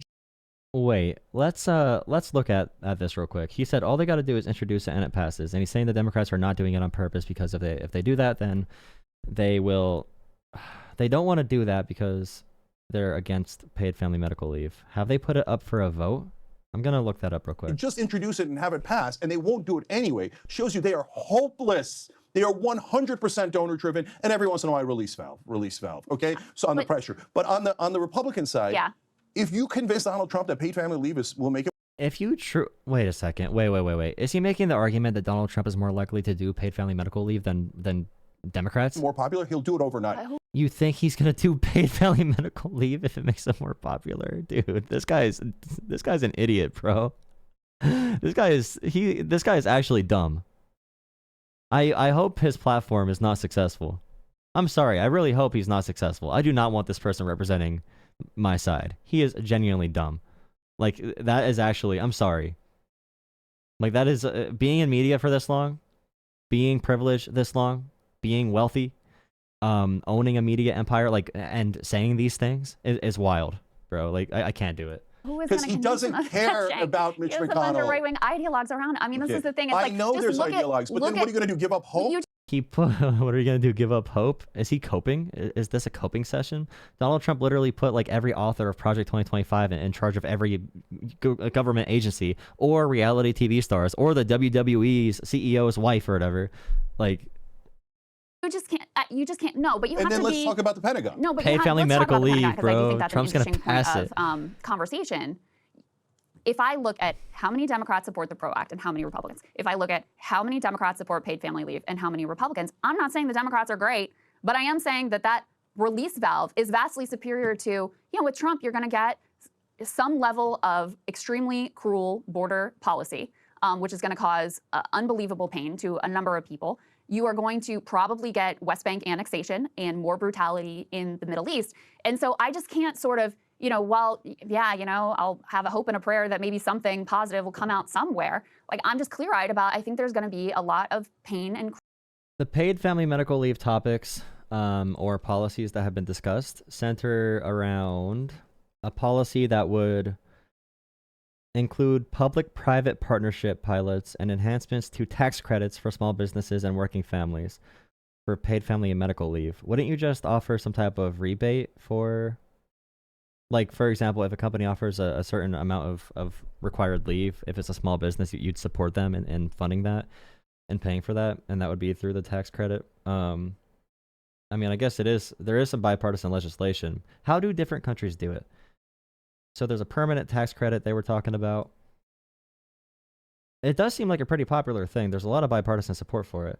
But it was never put up for a vote under either party. So, I mean, paid family medical leave is a really interesting topic. I feel like whoever jumps on that first is going to do pretty well. I wish Kamala would have ran on that. That's the one policy I think she could have really jumped on and could have really helped her campaign. Cruelty. Like, you could talk about, imagine your family member has cancer, or your family member is addicted, or your family member... their kids get sick and they can't take off work because they can't afford to pay the bills, and every other country guarantees paid family medical leave and we don't. Like, that would have been a really powerful messaging line for Kamala. And unnecessary suffering caused by this administration. So that's why it's hard for me to relate to like a sense of optimism about the possibility, even as, again, But Donald Trump being president is probably more likely to make it, as upset as I am with Democrats for not pushing for it like harder than they are now. There's a good chance Donald Trump has a Supreme Court that's like 8-1 conservative that makes it like legally impossible. Like, they say it's unconstitutional to do paid family medical leave or something crazy. For a good horseshoe. If there's an issue, Bernie Sanders has done this also, working with, I think, Josh Hawley on stimulus checks. Like, do it. Great. Get what you can. But also, like I said before, I think what's likely to happen, the most likely outcome is just things are going to get... I think Josh Hawley's the only Republican I see say the words like corporate corruption. Like, Josh Hawley does do a lot of like populist sounding policies. I think Josh Hawley's the only populist Republican I would say is actually like a populist in the way that he governs. But I think he's doing that largely because he's trying to go for a 2028 presidential run, and he wants to be able to pick up like the Bernie anger and also the Trump anger at the same time. So we're gonna have to see how that goes. Overall worse, and that's where I am. Look, I don't know how many times I can repeat it before people believe me. I know Donald Trump has done terrible things in the past. That's why I fought tooth and nail against him in all of the elections. Right? Yeah. I know what is more likely. I know how awful the Republicans have been in the past. Right. Okay, the only point of disagreement is I think some of those right-wing voters are not as horrific as you think they are. Oh, I don't think the voters are horrific. I don't think that at all. I think that there is no track record of them. But why are voters gonna listen to you if you're gonna say the only other alternative is terrible? I don't know. You know, constraining Donald Trump, holding him to account. He has become the central figure in the Republican Party.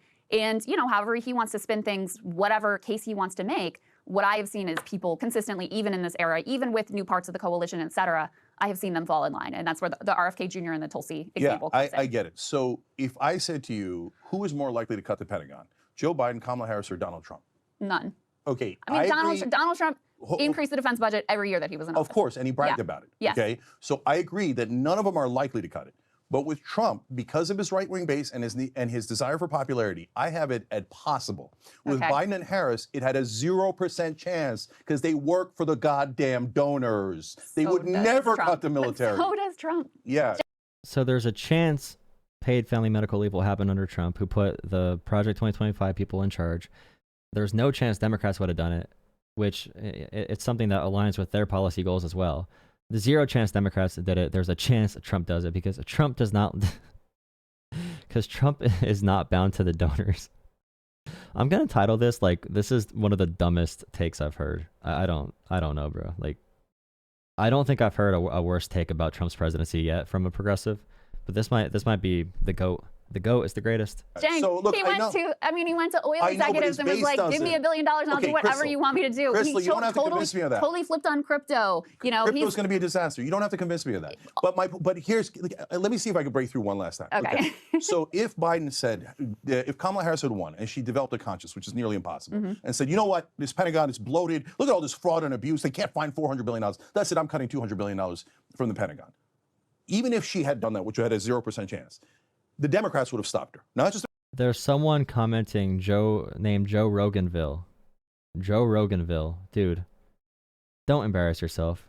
Don't embarrass yourself. The Republicans, but the Democrats would have found a way to stop her and not allow her to cut the Pentagon. So there was no hope at all, a black hole of hope, okay? With Trump, if the Republicans go to stop him, if he goes to cut the Pentagon, they won't be able to. If Mitch McConnell goes and Rick Scott goes, you won't cut the Pentagon, Trump will be like, what did you say, bitch? Okay? I mean, Mitch. Okay, right? And Mitch McConnell will be like, oh, I'm so sorry, we're cutting. Donald, what? What TV show has he been watching? I don't know, dude. Trump, who raised the military budget every year as president. Trump, who tried cutting Social Security and Medicare. Trump, who tried cutting the ACA. I don't know. This is alternative revisionist history right now. Cutting the Pentagon, everybody, we're cutting the Pentagon. Because Trump has them bullied. That is another advantage of Trump, that he could bully the establishment, so the grotesque establishment. So his sort of authoritarian tendencies, jujitsu end up being a benefit. Is your position. We will see. I do want to just quickly, because we've already gone on a long time, I don't want to keep you too long, but I do want to talk a little bit about the Elon thing, and we can put up the Bernie Sanders tweet. You would like reach out to Elon like, hey, I'll help you cut the Pentagon budget if you're serious about this. Bernie Sanders says something similar. Elon Musk is right. The Pentagon just failed its 7th audit. That must change, blah, blah, blah. Obviously, I would like to see the Pentagon's budget cut. I will tell you, like I said, I am all for working with the elected representatives, as Bernie has done in the past with Josh Hawley and others on areas of agreement. Totally fine with. Yeah, elected, not Elon Musk. Maybe my core litmus test, and you and I were talking about this before, like if I don't want unelected bureaucrats like Elon Musk ruling our government. I was to design the Democratic Party from scratch, the litmus test would all be around economics, and there would be a larger tent around cultural issues, even as I personally have mostly lefty issues on positions on cultural issues. But pretty core litmus test for me is we shouldn't be allowing unelected billionaires to effectively run the government. And so on this particular issue, I do come down in a different place than you, because I think this project of giving Elon Musk, richest man on the planet, one of the Pentagon's largest contractors, who's embroiled in all sorts of regulatory disputes around labor violations and environmental degradation and SEC violations, giving him carte blanche to remake the government however he wants to. Like, just out of principle, I think that's a project overall that should be. Maybe Bernie is trolling him, though. Bernie might be trolling because everything they want to cut is programs that benefit people. So the Consumer Financial Protection Bureau that costs like $1 billion per year, it returned like $20 billion, I think, in total, and has cracked down on corruption and high interest rates, and really has protected American people from corrupt corporations and private industries. They want to get rid of that, which is a very minor expense on the budget. It's not even a full percent point on our budget. They want to cut Medicare, Social Security. So maybe Bernie is just trolling. Like, hey, cut the Pentagon budget if you're going to cut something. You can't really read tone in that tweet, but Bernie, I don't think Bernie was literally. Bernie does. Okay, dude. Bernie knows Elon Musk is not going to cut the Pentagon budget. There was definitely political calculation with that tweet. Opposed. Yeah, so totally agree, but that's not where we are. So let's talk about the agreement, and then let's talk about what to do going forward. Okay. So this is what I told the Republicans and the right-wing voters and the independents before the election. Look, Donald Trump openly brags about his corruption. He goes, I used to be against electric vehicles, but then Elon gave me a very strong endorsement. Right, So now I'm so for here we that. are, yeah. I'm like, you just admitted that you are the swamp, right? And so, and he brags about, oh, Sheldon Adelson gave me a strong endorsement back in 2016 and 2020. That means $100 million in both races, right? Yep. So he said, so I moved the embassy for him. You just admitted that you gave U.S. foreign policy to a donor. And he's now done that with Miriam Adelson. You know, he's saying, oh yeah, I'll start any war Israel wants because Miriam gave me $137 million. Yep. On TikTok, he was even more brazen. He was like, I was against TikTok, tried to get a ban, but Jeff Yass gave me a strong endorsement. That's right. Crypto saying. I think Democrats should have all these ads ready. We know Donald Trump's going to do all of these things. He's going to be corrupt. He's going to cut these industries that benefit his donors. He's going to have like tariffs and give exemptions to his business partners. He's going to pardon a bunch of the most corrupt people in American history, just like he pardoned war criminals and other financial fraudsters. We know what Trump is going to do to hurt people and how it's going to turn out. We should make the ads right now. We should have it ready. Like we can predict it. We should probably play a game where we post about these things and make videos talking about it as if it happened already and post it now so we can seem predictive. Like, oh, I predicted this, bro. It's like a Trump parlay. We could have a parlay on Trump on what he's going to do. Increase drone strikes, cause a new war, obliterate Palestine, give away the government to Elon Musk, privatize veterans benefits and cut benefits for Social Security and Medicare. He's going to open up concentration camps in Texas and try to deport legal immigrants who are not committing any crimes and denaturalize citizens, and children are going to be separated from their families, and there's going to be military in our streets, and we don't want, like, we should be making this stuff early, and then we can call picks, dude. We can be like, hey, dude, we got it right. Same deal. Yeah, and so now I'm for TikTok, right? So he admits his corruption in spectacular fashion. It's unbelievable. Would I allow Elon Musk in an ideal world to basically have power over at least half the government just because he's one of the top donors to Donald Trump? No, I don't want billionaire donors in charge of the government. Bro, we're so close to 10,000 subscribers. We need 34 more subscribers for 10,000. Right? So that is clear and obvious. And I hope one day right-wing populists finally realize, oh, maybe billionaire donors aren't our friends. Maybe that they're rigging the rules not to our benefit, but to their benefit, right? And so I understand and stipulate to all that. But nevertheless, Trump won. And here's Elon Musk and Vivek Ramaswamy, who are going to be in charge Both of this. billionaires, yeah, who are going to be in charge of this department, whatever the hell this department is, which is really the whole government, right? Right, that's right. And so I say half the government, but it's not. It's the whole government. And so how do I make the best of it? Well, we've always wanted to cut the Pentagon, right? So if they're looking to make cuts, I suggest the idea of cutting the Pentagon.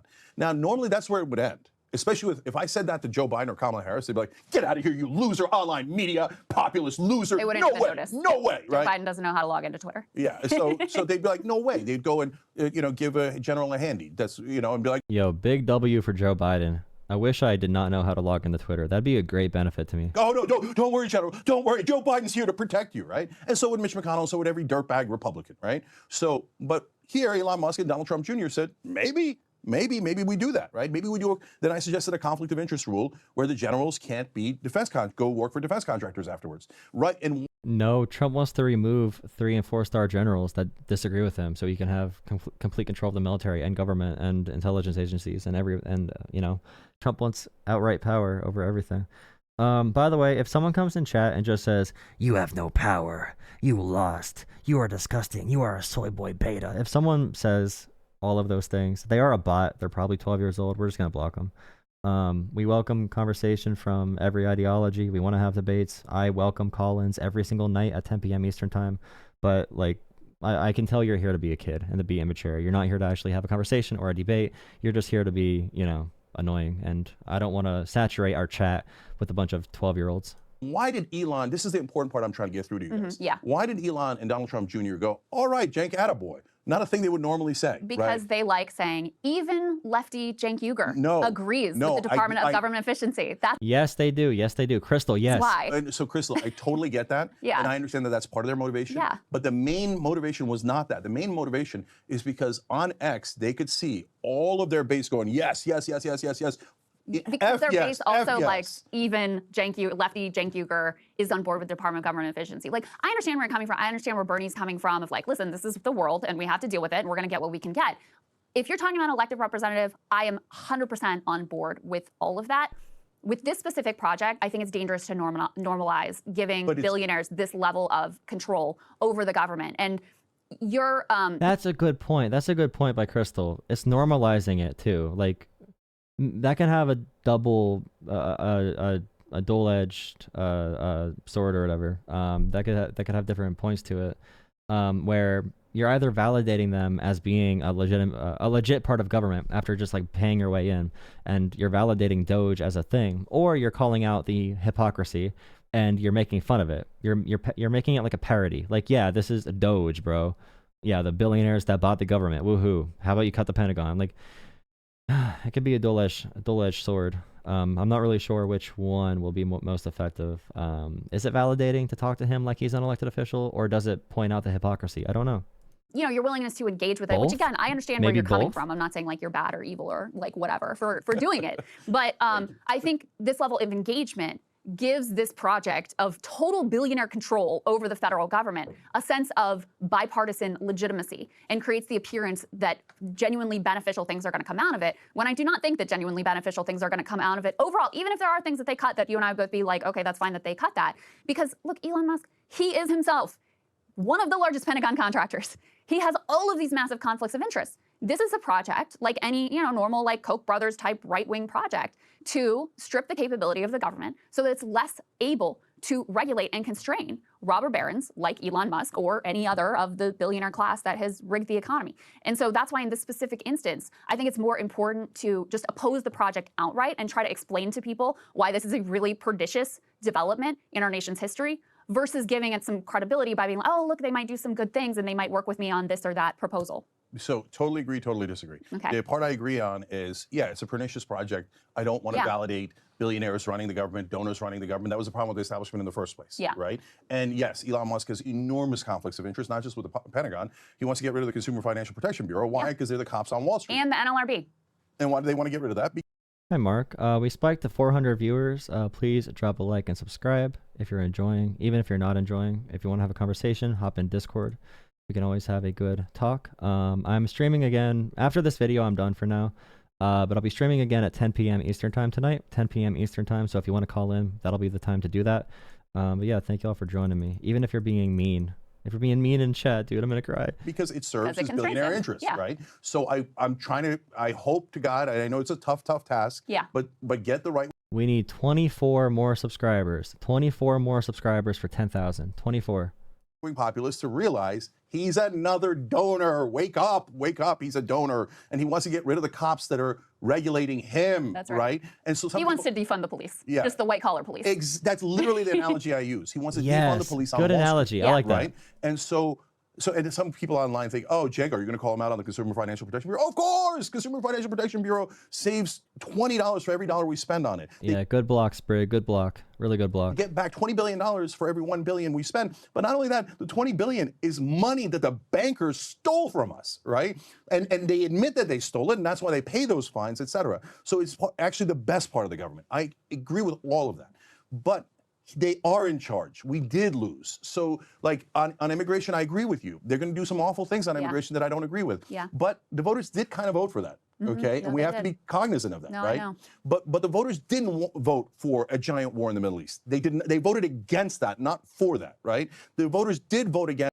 I made up a new agency, by the way. It's called Discord. So, Department of... Oh, wait, never mind. That wouldn't work. That'd be Discord. Department of Super Corrupt Oligarchs and Rich Dictators. I don't know. Against corruption at large. Yeah, maybe they got misdirected by Trump, right? But they still hate corruption at their core. So if you can make them see the corruption. Now, in the midst of all of that, though, if you say me, Ro Khanna, and Bernie Sanders shouldn't legitimize this and instead should go, hey, you know what? Cut Medicare and Medicaid first. Don't worry about the Pentagon. Don't worry about the conflicts of interest. Don't worry about cutting the Pentagon. Cut the best parts of the budget. Thank you, Justin. Thank you. MAGA brothers and sisters, be respectful. Thank you for engaging in respectful conversation. I really appreciate you. Make sure you join the channel. Call in sometime. I usually stream at night, but I will be streaming during the day more often in the next month, since we have some holiday breaks coming up. Budget first. No. I guess where you and I disagree is I just do not believe that they actually are serious about like any positive intent. Like I don't believe they're going to cut the Pentagon, period. And so that I think that may be partly why I come down in a different place, but also my position really is that with this particular project, because it is so pernicious to just give carte blanche to a group of billionaires with massive conflicts of interest, like some of the largest conflicts of interest you can imagine, I think to me the most important approach to that is just to oppose it. But I understand where I get where you're coming from, Cenk. Can I want to address something with all this. Can I? Sure. Is this my camera here? Okay, yeah. So right-wing populists, it is now your job to prove Krystal wrong. Okay. Go out and do it, y'all. So she doesn't believe you. And by the way, almost no one on the left, other than me and Anna, believe you guys that you actually want to cut the Pentagon. And You can look at Trump's first administration and know everything. You're talking to people who have had a chance to consume this information for 8+ years. you could pressure Elon Musk and Donald Trump to cut the Pentagon. So are you going to prove the left wrong, or are you going to prove them spectacularly right? Am I going to have to come? But, let me rewind, okay?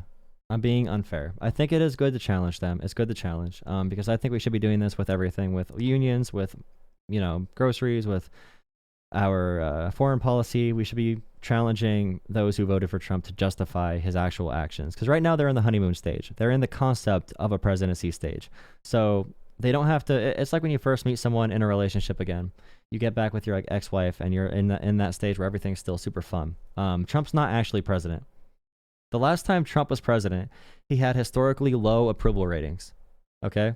Now Trump, not being president, based off propaganda, it is having historically high approval ratings. Give it a chance for him to be in office again, okay? Then we can talk. Believe you guys that you actually want to cut the Pentagon. Populists, it is now your job to prove Krystal wrong. Okay. Go out and do it, y'all. So she doesn't believe you. And by the way, almost no one on the left, other than me and Anna, believe you guys that you actually want to cut the Pentagon. And that you could pressure Elon Musk and Donald Trump to cut the Pentagon. So are you going to prove the left wrong, or are you going to prove them spectacularly right? Am I going to have to come on here and apologize to Krystal for ever believing in any right-wing populist and say, oh, I was a sucker, those guys are liars. All they want to do was increase the Pentagon, have more wars, more corruption, and they never held Trump accountable. We waited 4 long years for them to hold him accountable, and all they did was kiss his ass. And they also said during Trump's presidency that, or not presidency, but during the campaign, that he had nothing to do with Project 2025, and Project 2025 went too far.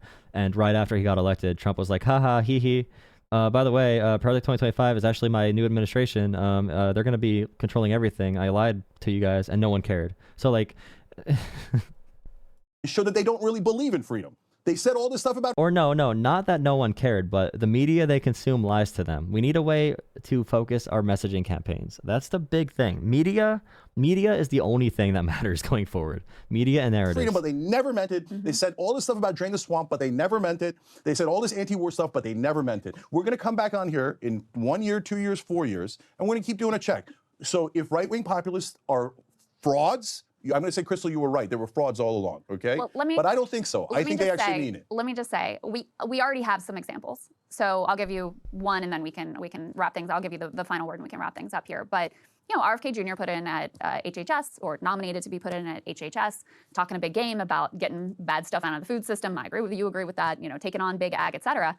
Trump just put in at the FDA for the USDA and at the FDA a Brooke Rollins, who's a total like corporate, you know, big ag, she'll be ag secretary, big ag shill.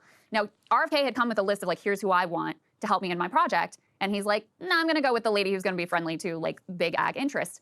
Have you heard a word? Have you heard RFK Jr. come out? Have you heard any of his followers come out and be like, oh my God, like they're going back on Maha already? No. And so that's why I am highly skeptical that you're going to see any level of like expectant, like consistent adherence to principle and holding of account of Donald Trump, because I just have never seen that before. Remember, before he ran in 2016, he said he was going to give everybody health care, and then he didn't, and everyone was just like, yeah, that's fine. So I see no indication. Yeah, and then he tried cutting everyone's health care, and then in 2024, he claimed he saved Obamacare. That it will be at all different this time around. And I see a lot of indications that it will actually be worse because he will be more unchanged. Make sure you drop a like, hit subscribe. Thank you all for sticking with me for this stream. Also, I have a lot of comments asking where my live streams go after, if I upload them or not. The truth is, I make them not private or unlisted, but most of the time there are live streams that I make available to members. So if you're a channel member that starts at $2.99 per month, for $2.99, you have access to every single stream VOD that I make. But I usually private those and say, well, not private. Again, I make it members only, but. And given more freedom to pursue his absolute worst and most authoritarian instincts, thanks to the Supreme Court's decision and, you know, the. Oh man, we need 19 more subscribers for 10,000. Who's gonna be number 10,000? I see no indication that it will be at all different this time around. And I see a lot of indications that it will actually be worse because he will be more unchained and given more freedom to pursue his absolute worst and most authoritarian instincts, thanks to the Supreme Court's decision and, you know, the effort that was engaged in the offseason to get the most ideological sycophants put into positions of power and to bring everybody to heel this time around. Yeah, I see the same indications you do of the bad impulses. Yeah. But I see an indication of good impulses from the right-wing voters that you do not see. So, for example, on Team Israel, Rubio, Stefanik, et cetera. Like nefarious. I just think they're busy. You know, they're busy and they've decided to trust this guy and they're just going to trust this guy. Okay, that's what I'm saying. Good take, Krystal. Great take. Fantastic take. They're busy. They don't really know what's going on. They trusted the media, and now they think Trump's going to save something. And when they get the news flash that Trump has been lying, we need to be there. I think they're busy. You know, they're busy, and they've decided to trust this guy, and they're just going to trust this guy. Okay, that's what I'm saying. I think you're wrong. What I have seen is they don't like Team Israel because Team Israel is Team War, Team Neocon, etc. That's just not what the polling suggests. And so, most Republicans are Team Israel. Okay, all right, let's find out. Republican base. We're going to find out. If you look at the polling, Democrats overwhelmingly were in favor of a ceasefire and in favor of an arms embargo. Republicans are, I think, in favor of a ceasefire, but they are not in favor of an arms embargo. They are much more favorable as a group. There are some exceptions, but as a group towards Israel. And so, anyway, I don't want to belabor that point in particular because I know you're making a broader point about a variety of issues. And on Bessent, the Treasury Secretary, yeah. I've seen pushback on that. I've seen pushback on some nominees that I've never seen among Republicans before. So, and maybe that pushback is a mirage. And I'm not expecting it right out of the gate. Don't get me wrong. I'm not expecting right-wing populists to rise up and go, Kash Patel is a lunatic and we're not in favor of him. No, they love him. Yeah, they love him. Yeah, I get it. I get that. So those are the bad impulses. I see it. I'm not unaware of it. But I'm also seeing actual anti-corruption, anti-war impulses. And I would rather feed those good impulses than to say, we hate you all. I never want to talk to you guys. I don't trust you. And I think you're only going to do evil in the world. I don't think that's productive. I also don't think it's true. I just want to say, just to make it really clear, when I'm being critical of the elites, the Trumps, the Elon Musk, the Vivek Ramaswamis. This is not meant to slime, everybody who voted for it. And that's something I've really tried to be consistent about throughout the Trump era, and something Sagar and I have really tried to engage with. I'm just, I think what we've seen in the past is likely to be what we see in the future. So let's see if the right-wing bros, the right-wing populists, the Rogans of the world, if they have any integrity at all, we're going to find out, right? And are they going to hold Trump accountable? Or are you right and the rest of the left right that they're not going to hold him accountable at all, and they're going to let him be a runaway freight train? Rogan is supposedly going to go do some shows in Mar-a-Lago, so we'll see if he asks any challenging questions about the principles there. But we may find out pretty quickly here, Cenk. Okay, so last thing I'll say on the Democrats is, so you're right, the establishment is going to strike back, right? So if there's one takeaway from this, it's not from this whole conversation, it's not about Trump, it's not about the right-wing populists, it's that for Democrats, do not let your guard down. They're going to bring back Gavin Newsom and Pete Buttigieg and all the corporate robots. Absolutely. Okay?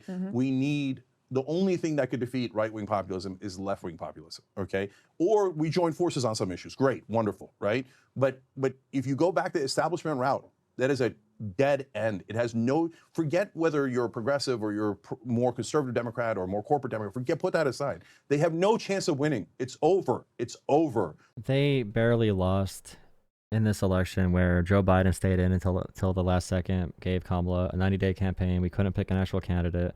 The entire globe voted against incumbents. He's overreacting to that. I mean, we should support people who want to change the party, but we might have to pick a corporate robot someday. By the way, there's a chance that a corporate robot who gets a lot of donations, there's a chance that person, if we ever get universal healthcare might be done by someone like that. If public sentiment can change enough. If public sentiment is really that pro universal healthcare at some point, it will get done. Like, it will get done. If universal healthcare had a 90% approval right now and people really cared about that topic, it would get done. Even the most self-serving politician would need to do it to be politically viable. And they need to win elections to be viable. They need to win elections to self-justify. We need to keep on changing opinions. The focus cannot be on these personalities. Politicians are tools. We need to look at them like tools. Not in, they're not tools, but they are, you know what I mean. It doesn't matter if you personally think someone's your hero or not, or if you personally love them or whatever. If you think we need a left wing with liberals and progressives who do not alienate voters through purity testing, please consider liking this video and subscribing to my channel. I believe we need more accessible messaging combined with sweeping policy that can truly transform this country and change this terrible political culture that we currently have.